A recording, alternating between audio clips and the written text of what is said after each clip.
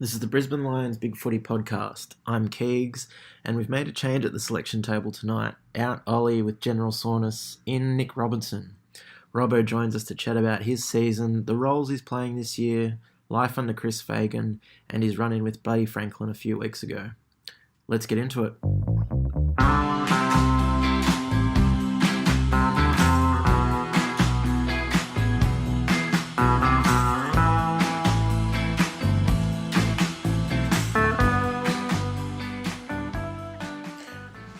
All right, welcome to the show, Nick Robertson. Thanks for joining us tonight, mate.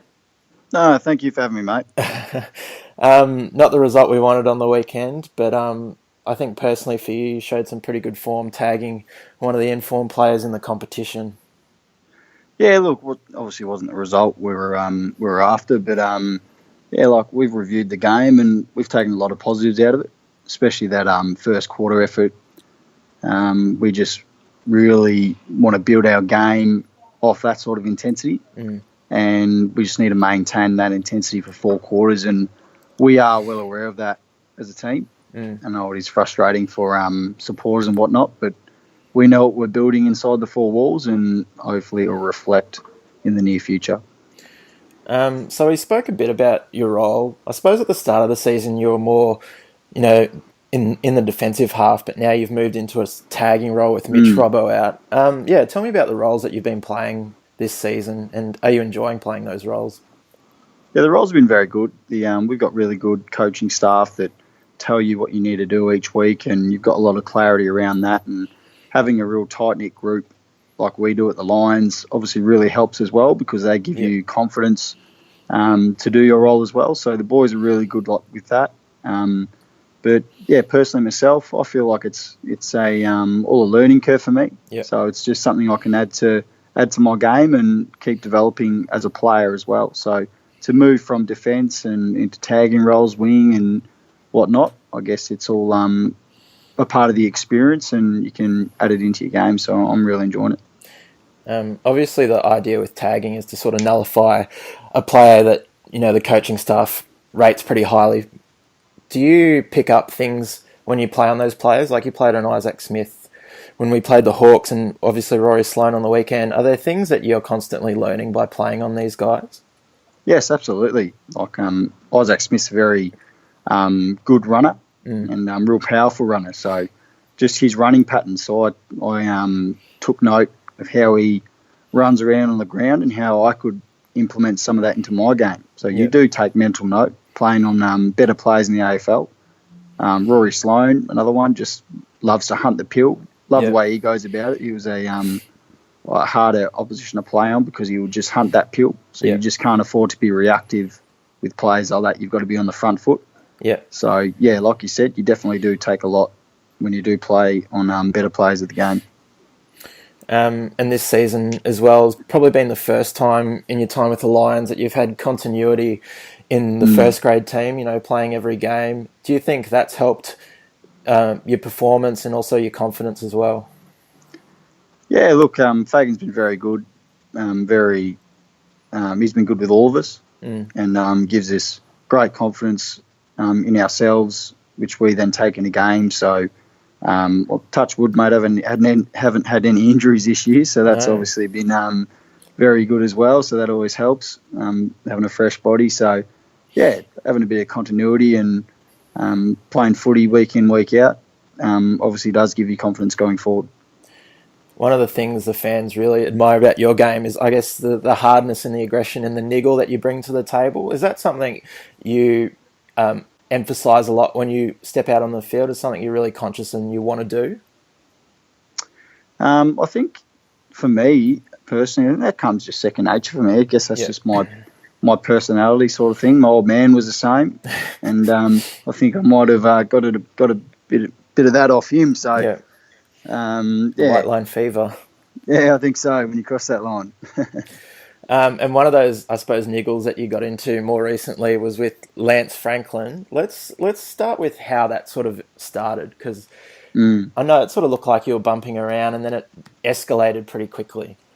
Yeah, so I was playing half back that game, and as you do, you float around different positions on the ground. The game moves really quickly, and sometimes you got to roll up onto other people's players. So I found myself on Buddy for a good couple of minutes, and just thought I'd try and nudge him away from as far away from goal as possible. Yeah. And would much rather him get a hit up on the ground than a hit up inside 50, and I don't think he liked that too much. So, we kind of locked on for a bit there, but, there was nothing in it really. Yeah. Straight after, we were all right, and, we got over it pretty quickly, so it's all good.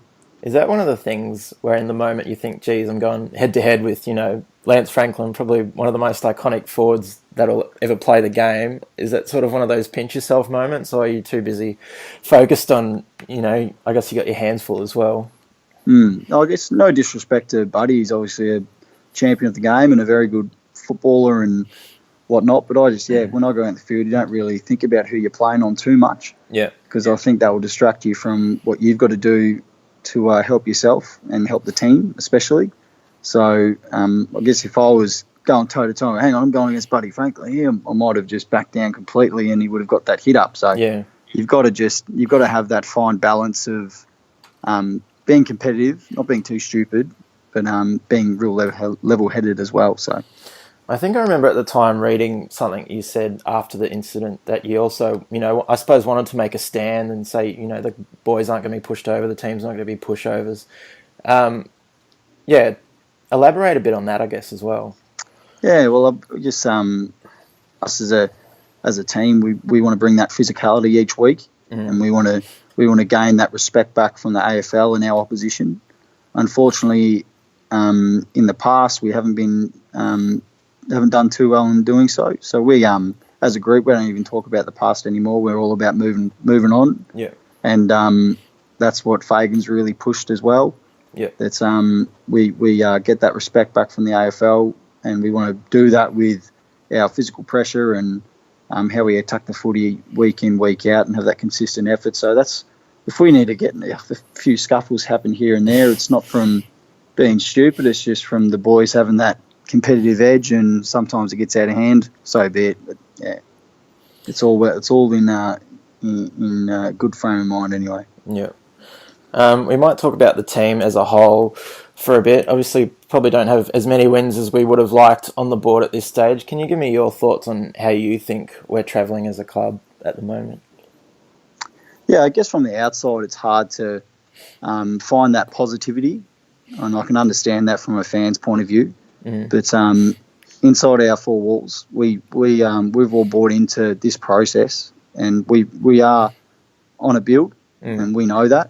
And if you look at stats and whatnot, we actually did a lot better against Adelaide than we did the last time we versed them. Yeah, for sure. And we take that as a positive. Because moving forward, we'll keep getting better, and we'll keep getting better. And we've got blokes in that team, all of us, that are looking for success. That's why we're here. We play to win. We fight to win. We don't go out there wanting to lose. Like, it's definitely not it. Look, you see the good patches of play when we do it well, and we take great confidence in that, in those good passages of play, because we know we can do it. It's just about sustaining it. So, like I said, when we get that sustained four-quarter effort, mate, we'll be a very hard team to play against. So I'm really looking forward to that, and for the years to come. Yeah, for sure. I think the first quarter and a bit against Adelaide emphasise that as well. Like, we more than matched them, and I think, had we taken our chances, who knows what would have happened exactly right in the back end of the game. Yep.